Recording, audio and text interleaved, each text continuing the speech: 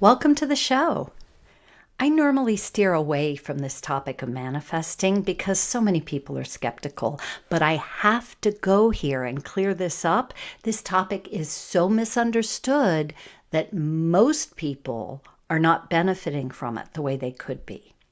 Today, I'm going to break this down and explain it so that it makes sense to those of you who may be a little skeptical, so don't go away. And if you have ever struggled to create or manifest a big vision or goal, I'm going to clear up the two most common misperceptions around this topic, and it's going to really help you moving forward. So let's get started.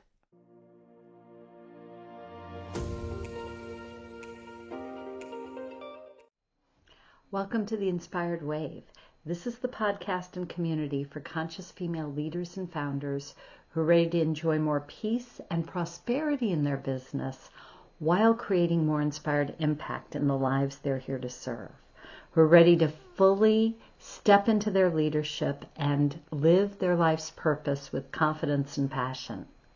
I'm your host, CJ Rivard, and with over 30 years in leadership and business, I blend tactical strategies with the art of intuition, the science of energetics, and the magic that happens when we create empowered relationships and take aligned action, all to help women get out of hustle mode, thrive, and really fall in love with what they do.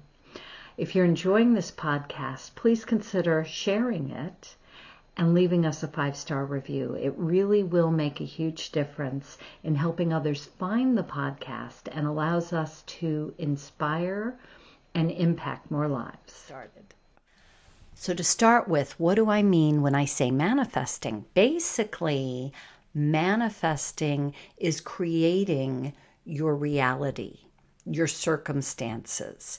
We are always manifesting. You have manifested exactly where you are right now. However, most of us don't do it intentionally. And this is the part that is really going to help you, especially if you have any circumstances that you would like to change. Now, here's the big misunderstanding.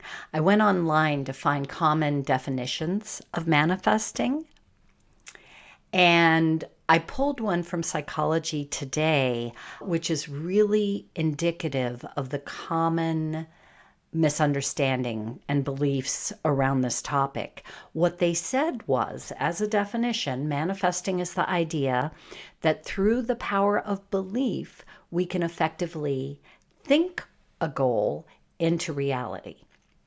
It's a form of magical thinking, is what they said.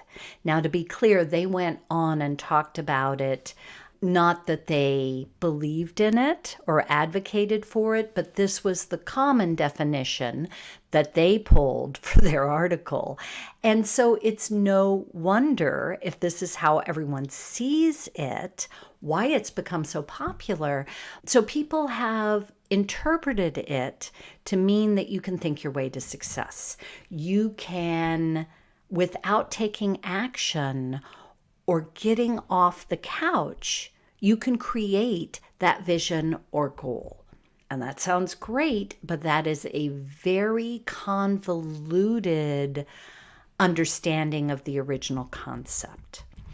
So the old game, the kids' game, telephone, comes to mind for me. And I don't know if you ever played that game, but the way it works, you take a line of kids, and the first one is given a phrase that they whisper to the next kid in line, and then that kid whispers it to the next one, and so on until they get to the last kid. That one will say it out loud, and what they come out with never matches the original phrase. Frequently, it doesn't sound anything like it because it's been heard and misunderstood so many times through so many people. And that's what's happened with this concept.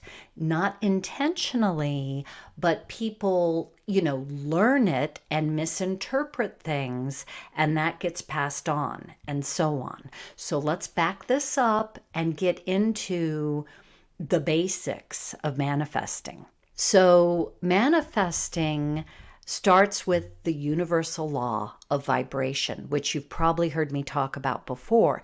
This law tells us or confirms that everything in the universe is energy, not just what you see, but everything in between the objects you see, the air, your emotions and thoughts. Everything is energy. And because it's energy, it vibrates. It's made up of these little subatomic particles that are vibrating.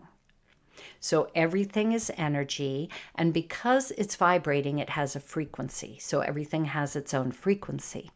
Related to the law of vibration is the law of attraction or manifestation, which tells us like attracts like.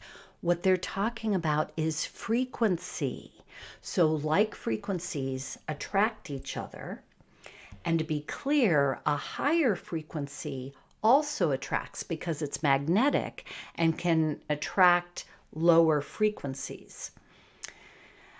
So this has been misinterpreted by people to believe that they can think and feel like they have that goal, that big vision that they want to create.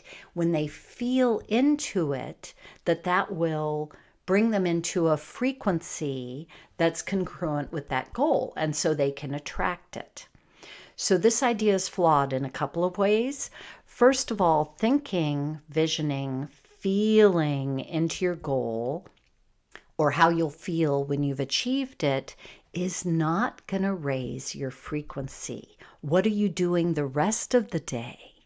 You know, there's a number of things that will affect your frequency, and I won't get in it here because I've shared this in other podcasts. So we will link a few resources in the show notes, and if you haven't listened to those, I encourage you to go check them out. But if you are striving for something new that is outside of your current reality, outside your norm, then that new goal is going to be at a higher frequency than where you currently are. So people have frequencies, and your frequency is going to be lower than that goal. And in order to create or manifest that goal, you need to raise your frequency to be congruent with it.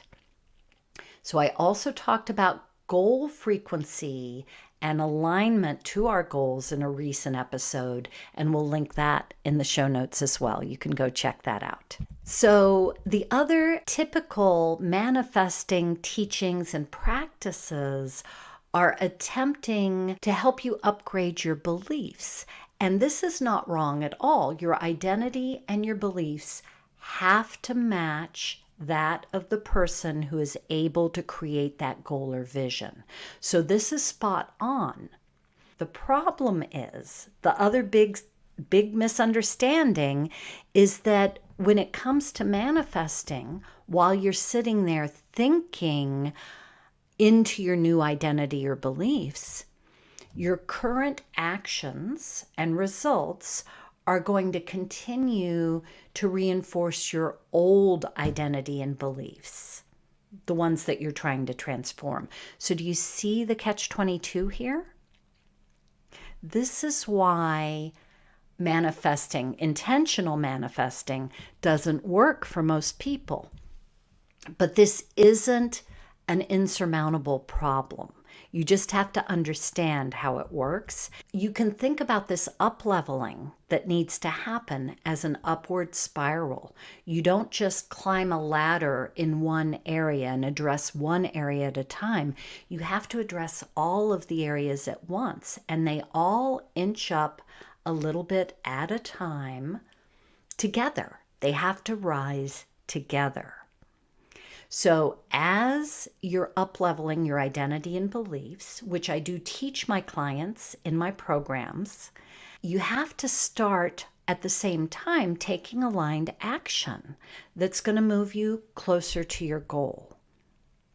As you raise your frequency, which is the first number one thing you have to do, as you raise your frequency, you're going to see yourself taking aligned actions that are going to move you closer to your goal. And as you're taking those actions, it actually will help begin to shift your identity and beliefs to the version of you that can create that goal, because you're seeing yourself taking those aligned actions. So they complement each other. They all work together. So if you've ever failed at manifesting, it's because you've left one of those areas out, without meaning to, of course, but because you just weren't taught how to do this. So you'll also notice, this is kind of a bonus thing that happens as you begin to take aligned action. More information, more opportunities and synchronicities will begin to flow to you and help you accelerate your momentum. It's an amazing thing, but that won't happen until you start taking action. And you could sit there and say, well, I don't know how to get from here to there. I've got to think about this. No, you don't. If you know what your first action needs to be, then do that, because as you get into action, more information will come into your awareness. But first, you have to start taking action. So the top takeaway that I want you to have from all of this is that it's a broken strategy. We call that BS. It's a broken strategy to believe that you can manifest your big goals and dreams from the couch, or without taking action, or by just working on your identity and beliefs. They're important, but they don't live in isolation all by themselves. You're going to need to uplevel your frequency, number one, along with upleveling, working on your identity and beliefs, as you begin to take those necessary aligned actions that move you toward that goal or vision you have. And this is all to enable you not just to create that goal or vision, but to be able to hold on to it, that vision, that big goal that you're dreaming of.